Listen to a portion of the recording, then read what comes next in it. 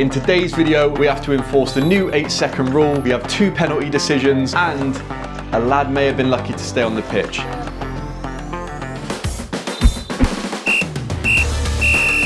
My name's Eric, I'm a level 5 referee here in England, and I take you in the day in the life of what it's like to be a grassroots referee. Today's match is between Bishop's Cleeve A, their 3rd team, and Gala Wilton FC. Bishop's Cleeve A play in the Cheltenham division, whilst Gala Wilton play in the Northern Senior Division 1.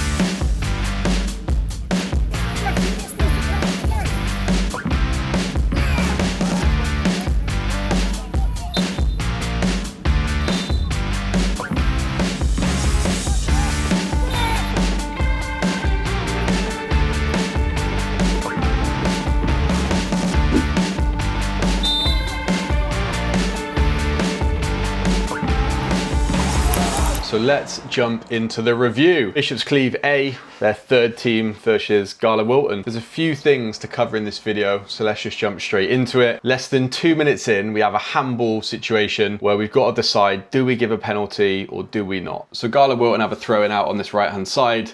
They throw the ball down the line, the ball gets crossed in, blocked by the green number 8, and we wave away the penalty. Firstly, what even meets the criteria of handball? It is an offence if a player deliberately touches the ball with their hand or arm, for example, moving their hand or arm towards the ball. Secondly, touches the ball with their hand or arm when it's made their body unnaturally bigger. A player is considered to have made their body unnaturally bigger when the position of their hand or arm is not a consequence of or justifiable by the player's body movement for that specific situation. So, either it has to be deliberate or the player has to be doing something with their arms that are not natural when it comes to the movement that they're making. When I watch this clip back, I don't think the player's done, 1, anything deliberate, and 2, I don't think anything they're doing is unnatural, and 3, the ball's come from approximately a yard away, maybe half a yard away. And 4, I think it may have even clipped their leg before it hits their arms. So for me, this doesn't meet the criteria for handball, and I've got quite a good angle on it from where I am. It just doesn't meet the criteria for handball for me. But let me know what you guys think down in the comments below. Would you give handball for this? Do you think his arms are in an unnatural position?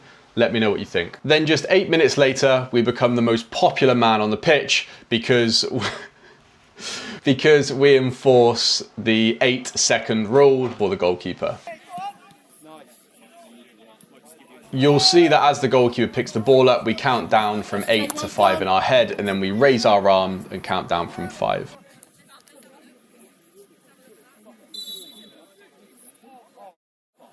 So what is the 8-second rule? Oh yeah, it's a corner now. That's why it's not under indirect free kick. What a numpty. So, very simply, if the goalkeeper holds the ball for longer than 8 seconds before releasing it, we award a corner kick to the attacking team. If you want to understand this law in a bit more detail, there's a link in the description below for a video I did breaking down this law in a more wider sense. But in simple terms, if the goalkeeper's holding the ball for longer than 8 seconds, we issue a corner kick. You'll see that my counting's not perfect here. I actually gave the goalkeeper 11 seconds. It's plenty of time, and so we issue a corner kick. And you'll see that everybody is absolutely delighted. One thing you'll notice is one of the members of staff for the team in yellow steps onto the pitch saying that I'm supposed to count down.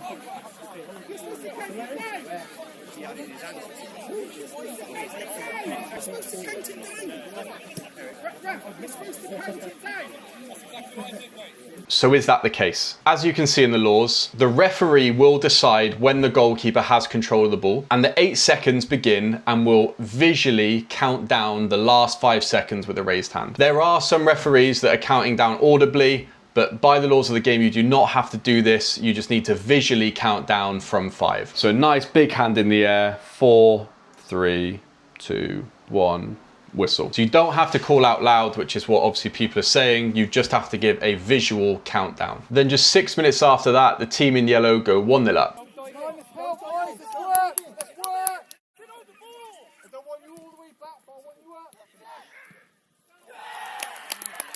Shortly after this, the yellow team have a throw-in in the final third, and we get a head injury inside the penalty area. You'll see as that ball comes in, there's a challenge between the striker and the goalkeeper. The goalkeeper wins it fairly, but the lad goes down holding his head, and so we stop play to make sure that it's safe.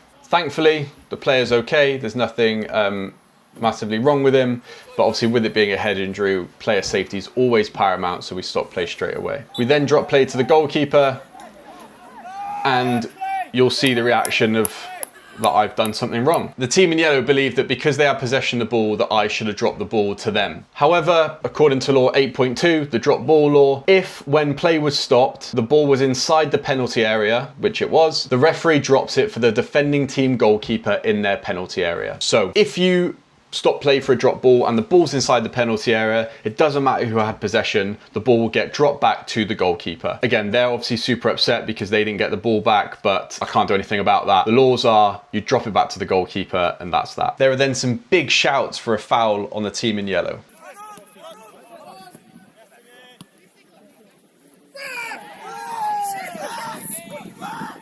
For me, this is not a foul. This is just football. It's a contact sport. They're tussling for the ball, challenging for the ball. For me, there's nothing wrong with this. You'll see that as that ball goes in the air, they're both looking. The 7's got his arm across the number 3 here, and the 3's got his arm across the number 7. And you'll even see here that the 7 is actually pulling the 3's shirt, which is what I could see from where I was. I could see that they were just challenging each other. And so as he's gone down, there's no contact kind of leg to leg that would cause him to go down to the floor like that. He's obviously given his best Superman impression here. And so it's no foul for me. And that's why, as those shouts come in, we tell him to get up. Shortly after that, we then give this foul against yellow. You'll hear shouts of ref, no way. But as you'll see, it's just a clear push in the back.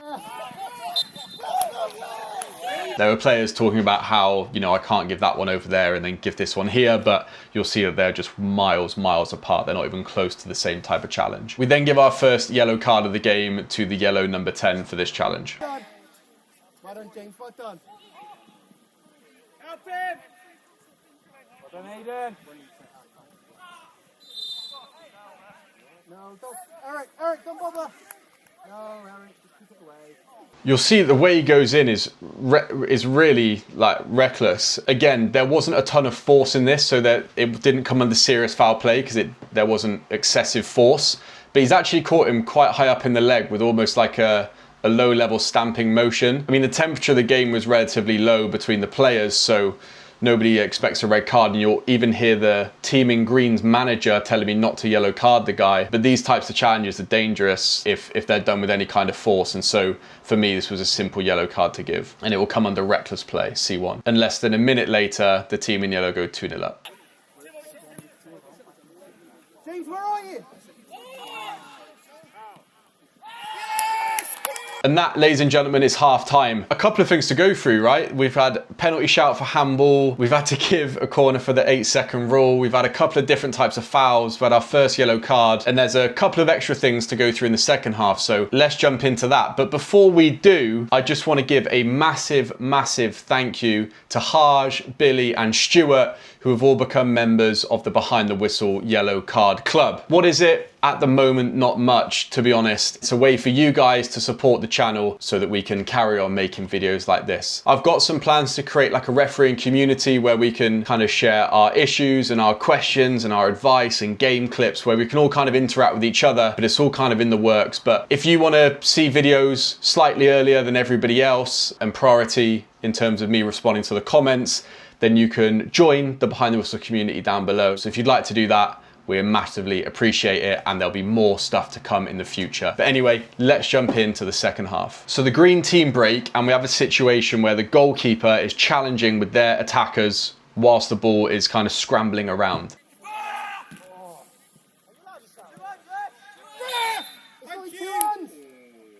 Now, it'd be very hard for you guys to see from the camera what's actually happening here because the striker is blocking the view. But you'll hear shouts of two hands, two hands. So where does the phrase like two hands come from? So you cannot challenge the goalkeeper when they are in control of the ball. Okay, so when a goalkeeper's got control of the ball, you cannot tackle them, take the ball off them. But what does that mean? Because it's different from an attacker having control versus a goalkeeper having control. A goalkeeper is considered to be in control of the ball with their hands and arms when either the ball is in between their hands and arms, right? So they've got two hands on the ball, two arms on the ball, they've got it close into their chest, or between their hands and arms and any surface. So any surface, the ground, the goalpost, their own body, it doesn't matter. If the goalkeeper's got their hand or arm on the ball and that ball is in contact with anything else, then they are deemed in control of the ball. You'll hear people saying he's got two hands, and really what they're saying is the goalkeeper's got control of the ball. Two hands doesn't matter, it's just a consideration. Even if the goalkeeper had his hand on the ball and that ball was on the floor, then they would still be under control of that ball. They're also in control of it when they're holding the ball in an outstretched hand. So even if it's not on the floor, but they're holding it in their hand like so, then they're still in control. And equally, when they're bouncing it on the floor or throwing it in the air to obviously release the ball when they kick it. In this instance, the goalkeeper had both hands on the ball and the ball was between that and the ground, so clear control of the ball. And then the attackers kicked it out, and so we issue a free kick. Shortly after that, we have another penalty decision to make with the yellow number 10.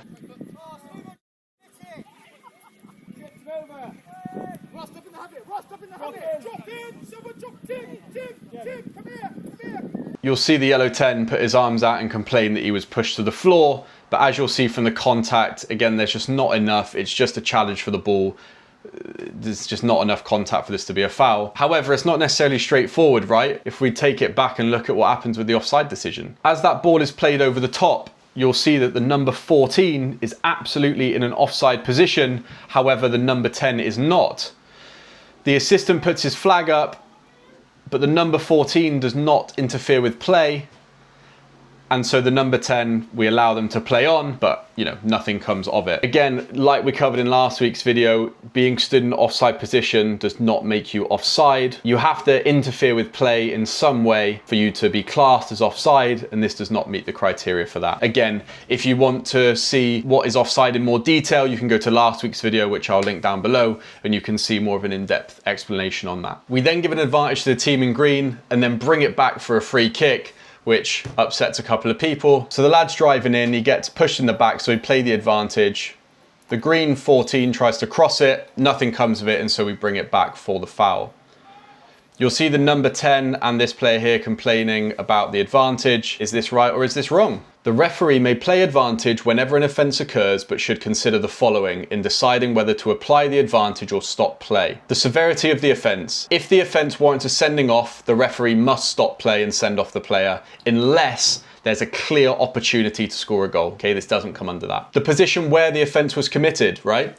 The closer to the opponent's goal, the more effective an advantage can be. Right, so if somebody is fouled right on the edge of their own box, do you really want to play an advantage? Because if they lose the ball and the other team go and score, there's not really much advantage to that. So you should probably just pull back the foul and don't let them play. The chances of an immediate promising attack. Right, so the player in question that's been fouled is right kind of outside that edge of the box and he's played it wide. And so for me, there seems to be a good chance for a promising attack. However, it's very clear to me that as he goes to cross the ball, there's actually not really anybody in the box and it's not much of an advantage for him to be in that position. So that's why I've brought it back. What's clear here is there's actually no super clear laws on how advantage should be applied, and it's very much up to the referee's discretion. In my opinion, I've played advantage here, but as you can see, at best, it's a 1 versus 3 or a 2 versus 6. So there's really actually no advantage to me doing that. There's no benefit for the team in green for me to play the advantage here. And so that's why as he's attempted to cross the ball, I've brought it back because there's not really an advantage in place here. The team in green then score to make it 2-1.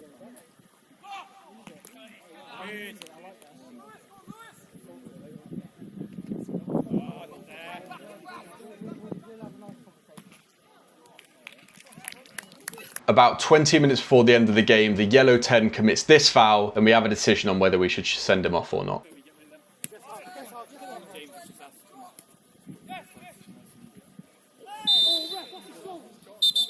So you'll see that the lad beats him, and because he's beat him, he tries to cynically bring him down, and again, contact is really quite high up on the leg. There's no force, it's not quite reckless play in my opinion, but this could easily be deemed as a promising attack, and tripping, and you know, a couple of other things that would be classed as a yellow card. Now this is pre-season, there wasn't really much malice in the tackle, however, this lad had caused issues throughout the game in a couple of different ways, and so we bring him in with the captain and explain that any foul again and he's gonna have to go, and if you're clever you're probably better just subbing him off now rather than the inevitable happening. Then with about 10 minutes to go, the team in green bring it back to 2-2. Push up! Go on. Help him there, boys, help him!